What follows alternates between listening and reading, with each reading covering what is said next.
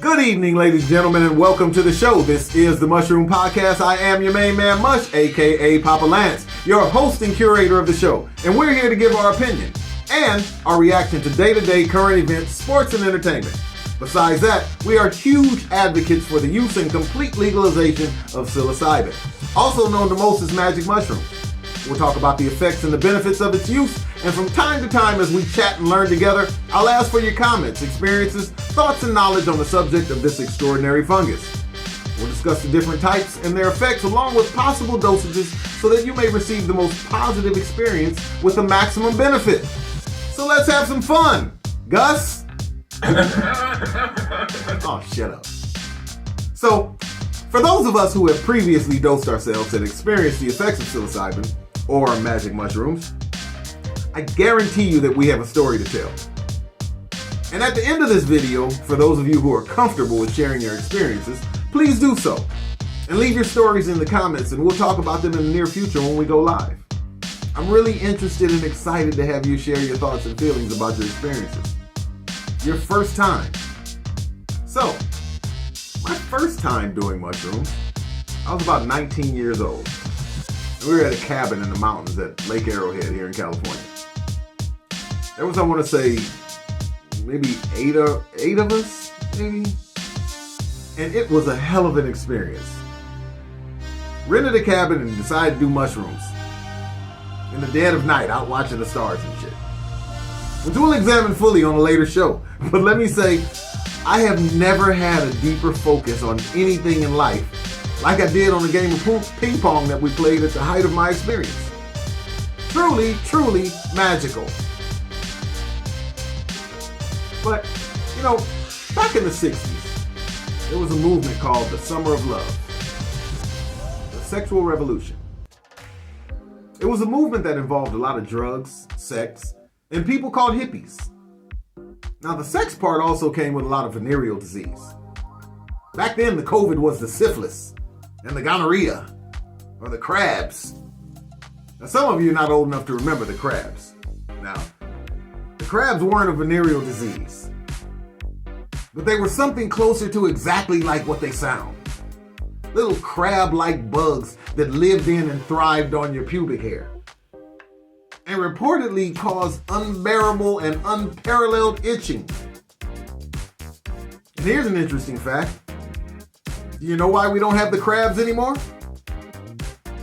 Well, it's because of the popularity of manscaping for men, and along with waxing for women down there, it completely decimated the nuisance of crabs. I actually worked with a physician who did the study. And crabs were basically starved out of existence by people shaving off their pubic hair. How in the hell did we get here? I don't know. But anyway, hippies. Hippies were people who seemed to be very in tune with Mother Nature and pretty much viewed life from that perspective. They did a lot of drugs of various types, from the marijuana to the psychedelics to the hallucinogenics, to a bunch of shit that was just referred to as uppers and downers.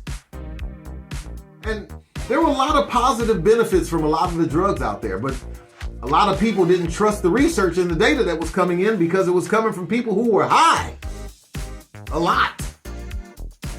And the fact that so many people died as a result of overdose from some of the more popular drugs kind of stifled the conversation on the benefits or acceptance of any other drugs or substances that were out there at the time. But the respected research that's been done over, say, the last 50 or 60 years has come a long way and been acknowledged by many respected people and organizations. Look at how far we've come with medical marijuana. I'm not talking about weed. I'm talking about the medicinal stuff. It's come a long way and has many proven benefits. And we're beginning to find more and more acceptance and understanding of the benefits found in the research done on psilocybin. In my own personal experience, the positive benefits from psilocybin are truly amazing. And we'll talk more. But if you struggle with stress and anxiety, then microdosing may be for you. Now, there are a lot of mushroom-based products to choose from. Some with psychoactive effects and some without.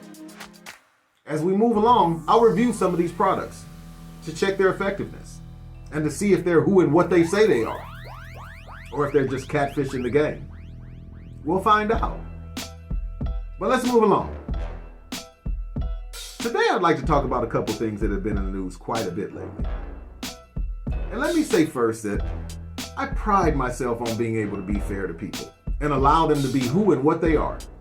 Whether that be gay, straight, bisexual, transgender, or lesbian, I don't care.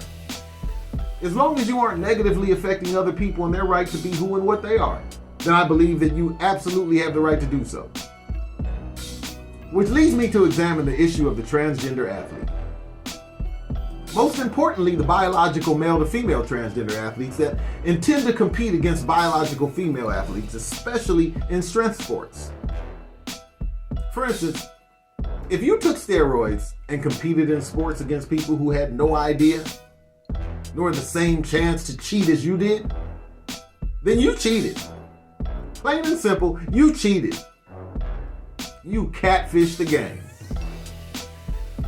Sports is supposed to be about taking your naturally God-given body and making it as strong and as conditioned as you possibly can. And then you compete against other boys and girls or men and women who have done the same thing. Without cheating. Without catfishing the game. But don't get me wrong. If you want to cheat, then go ahead. But at least have the decency to cheat fairly and compete against people who cheat like you. I think that's what a lot of people, I would pay to see an all-steroid league. Think about it. 6'7", 375 pounds, 4% body fat, beating the hell out of each other. It would be a gold mine. A cash cow, they might call it. But don't catfish the game. Don't catfish the game. If you have any pride, don't cheat. It's sports, for God's sake. Remember when cheating was against the rules? Remember that? And I want to talk a little more seriously about my concerns. And my main concern is fairness. Because I have daughters, granddaughters, and nieces who play and have played sports. And for me, what's most concerning is the male to female transgender athlete in particular. And in particular, who wants to compete and is competing against biological female athletes in sports, especially in strength sports. I do not and will not support that. I can't. I don't want my daughter or granddaughters or my nieces to be competing against biological male athletes who could possibly hurt them in ways biological female athletes their same age and size could not. It's like the boxer who was caught having put cement in his gloves. He had no regard for the fact that he might kill his opponent. And all for what? For the sake of cheating. Cheating to win. I ask you, how can you feel good as an athlete about competing when you're competing as a cheater? I mean, he couldn't have hurt the guy as bad as he did if he didn't do that. If he wasn't dishonest. If he hadn't cheated. He catfished the game. Again, I ask, do you remember when cheating was against the rules? Do you? And don't start with that transphobic shit. Cut it out. Knock it off. Because I'm not. I'm not about that. But what I am about is fairness. And it is my belief that there is an unfair advantage held by the male to female transgender athletes. You are catfishing the game. It's not fair to biological females, whether they be straight or lesbian. It's just not fair. Plain and simple. The transgender male has no business competing in biological female sports. It's just not fair. Now, I don't deny them the right to compete. I don't deny them the right to compete in sports. But they should be competing against other transgender athletes. Then I believe that would be fair. For instance, recently in my state of California, a boy to girl transgender athlete, I won't say the name because this is a minor we're talking about, who has gone through puberty as a biological boy, may I add, competed in a girls' race against biological high school girls and took second place. But by doing so, took away a spot from a biological girl to move on and compete in the state finals. That is unfair. Unfair. Bullshit. Now look at Leah Thomas, the male to female transgender swimmer, competing against young women who are 5'7", 5'8", 5'9", maybe 5'10". And Leah is 6'4", who was the number 462nd swimmer as a man. Transitioned to a woman, then became the number 1 female swimmer. Number 1. Again, not fair. Look at the transgender cyclist who said after winning the number 1 spot, "I feel like a superhero." Oh, I get it now. I get it. Because that's how I feel when I dunk on my 6-year-old grandson on his 8-foot hoop. Bullshit. Are you familiar with the transgender athlete Emma Farnan, who is a women's rugby player and transitioned while in college? Meaning that she went through puberty as a boy, a biological boy. Which means her bones are more dense and her muscles are more developed, and she is biologically stronger than the biological females that she competes against. Which is why she was handing out concussions like candy on Halloween. I keep telling you, it's just not fair or equal. It's supposed to be about equal rights, right? Not extra rights. And I do understand that it's not a choice to feel like you're in the wrong body. I do understand that it's not a choice to be gay. But it is, in my opinion, a choice to be transgender. And there are certain choices and certain things and certain behaviors that can ruin your movement and your opportunity for acceptance. And those choices, things, and behaviors need to be called out by your own community sometimes. Like the other day, now, you gotta follow me closely here. I saw a video of a transgender couple that consists of a male to female transgender man and a female to male transgender woman who were married and had a baby, but refused to properly identify the baby because she, meaning the biological mother, was required to be on the birth certificate as the biological mother, which she is the biological mother of the baby. But the couple wants the birth certificate to acknowledge the biological mother as the biological father, and the male to female transgender man to be acknowledged as the biological mother. You still with me? On so many levels, that's a problem.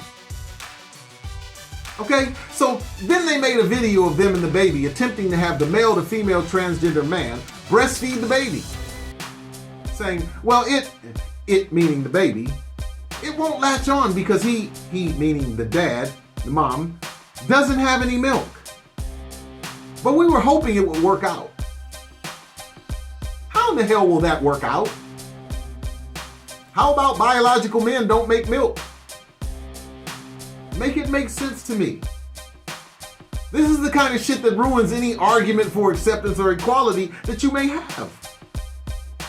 Where do I file this away in my mind and under what category of thought?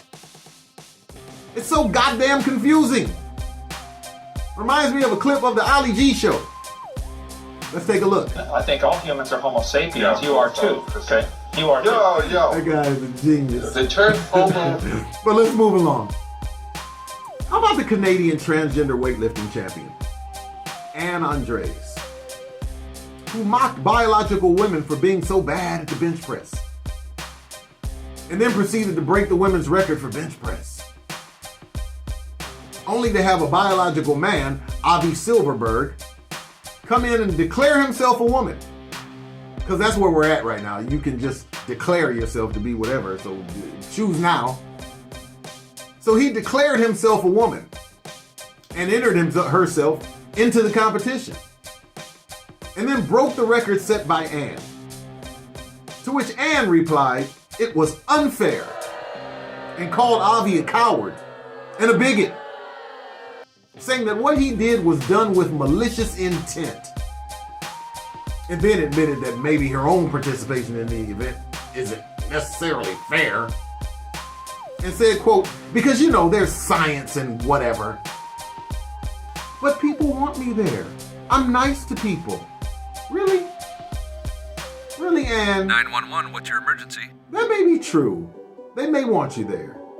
Just not competing. But sure, because you're nice to people. I remember some years back when Fallon Fox, a male to female transgender MMA fighter, was fighting biological women and beating the hell out of them. And though it may be folklore, there are even reports that she fractured a couple biological women's skulls in fights. And then I saw her after a fight against a biological woman who, upon taking the fight, because Fallon had not yet revealed she was transgender, had no idea that Fallon was a transgender fighter and a biological man, who knocked this woman out with a knee to the head. And was then boasting about how she was coming for every one of the women in this tournament. Take a look. Every woman in this tournament better look out. I'm freaking coming. I think they might have messed with her voice a little bit there, but in my opinion, Fallon Fox had absolutely no business fighting biological women. Even though eventually a biological woman by the name of Ashley Evans Smith did come along and kick her ass. And yeah, there are plenty of guys who would get their ass whooped by, say, Amanda Nunes. You have to acknowledge that. But that's not the norm. That's not what generally happens. And then there's a male to female transgender MMA fighter that goes by the name of Gash. Yes, Gash. Bullshit.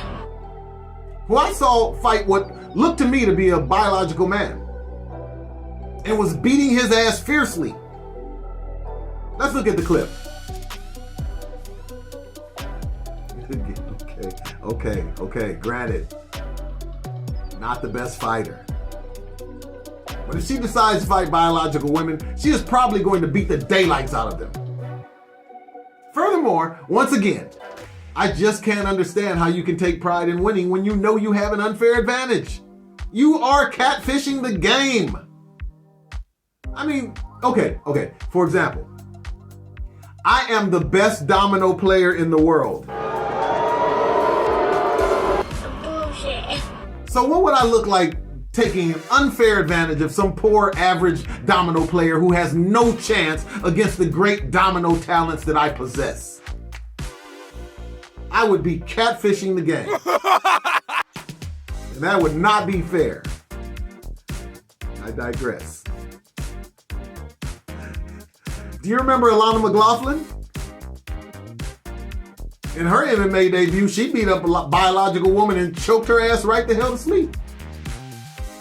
Did I mention that it's just not fair? I mean, you don't see as the norm transgender female to male athletes wanting to fight against biological and compete against biological male athletes. And you know why? Because they know better. They know that for the most part, they will be beaten silly. It's the male to female athletes who want to compete against biological female athletes who I have a problem with. And then I mentioned, oh yeah, I did. I mentioned, it's not fair. We have to be sensible. We have to be smart. And we have to be fair. Or we could literally be witnessing the end of what we know as biological female sports. Think about it. And now let's talk about the flip side of that coin. Where former UFC and MMA fighter Jake Shields, who is totally against male to female transgender athletes, especially, and I mean totally against male to female transgender athletes, who, to prove a point, has challenged the top 10 transgender MMA fighters to a fight all in the same night, one right after the other, with no rest in between. At first, no one took him up on his offer. Until recently. When, as if to purposely contradict my earlier scenario, a female to male transgender MMA fighter by the name of Matt Beggs responded to the challenge and accepted and promises to whoop Jake's ass. And once again, this is where things go all wrong. It is delusional to think that this person, Matt Beggs, has any chance at all of beating Jake Shields.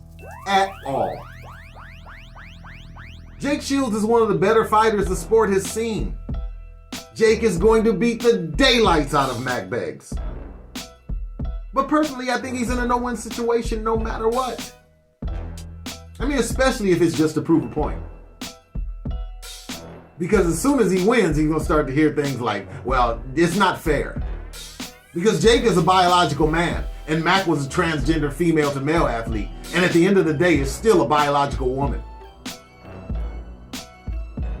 And this is where the rubber meets the road. Here is where reality, biology, and science all collide at the same goddamn intersection. Think about it. We have to be sensible. We have to be smart.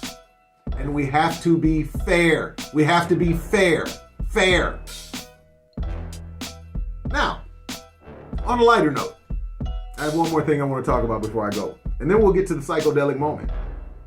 But since we're talking MMA, I want to talk about Israel Izzy Adesanya, who, if you didn't know, is the UFC middleweight champion once again, after winning his belt back from Alex Pereira, who had beaten Adesanya 3 times prior to this fight. The second time he was beaten and knocked out by Pereira's little boy, who was about 5 years old at the time, came in the ring and was walking around and went over to Adesanya and teased him for getting knocked out by his dad, by falling on the ground next to him and pretending to be knocked out.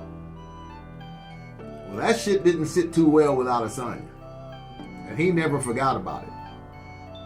I mean, he never forgot about it. Which leads me to believe, and leads me to the conclusion of why I call Israel Izzy Adesanya the pettiest I've ever seen. I mean, petty as a mother. The king of petty. Petty or not, here I come. Petty White. Petty Tendergas. The Pote. The pettiest of all time. If Tell Me You're Petty Without Telling Me You're Petty was a person, it would be Israel Izzy Adesanya.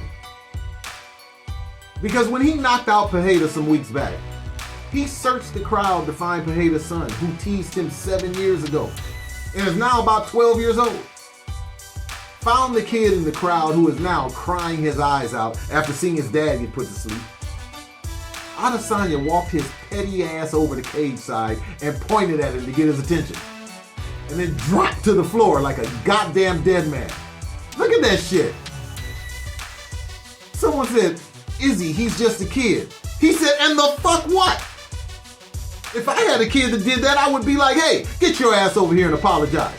Apologize to that man. If you won't discipline your kid, I will. He actually said, fuck them kids. I did that kid a favor. Now he has a life lesson to hold on to. Now, as much as I may agree with that last statement, I mean, come on, Izzy. You're a grown-ass man. What kind of a psycho holds a grudge against a 5-year-old? Some of the funniest and pettiest shit I've seen in my entire life. Izzy, your ass is petty as hell. And now, it's time for the psychedelic moment, where we give our take on a subject that we find to be dumb, crazy, or just plain stupid. And today's subject deals with something that has bothered me for years.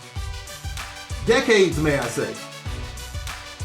And that is the subject of men sagging their pants. Lots of guys do this from different cultures, different ethnic backgrounds. But today I have to talk to my community. Black men in particular. Because we suffer the most as a result of this behavior.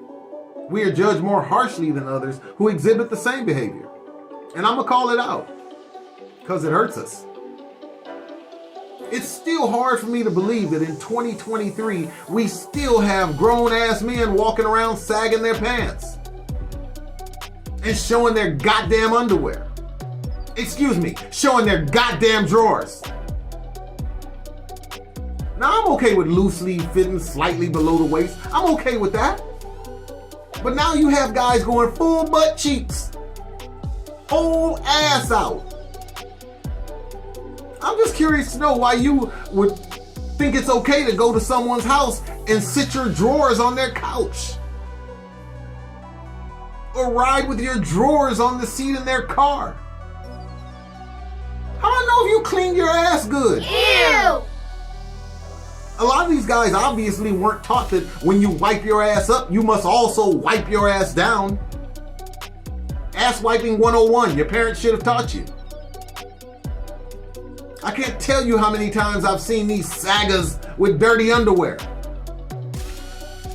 And they're walking around and they have no clue. At least if you had your pants up, neither would we.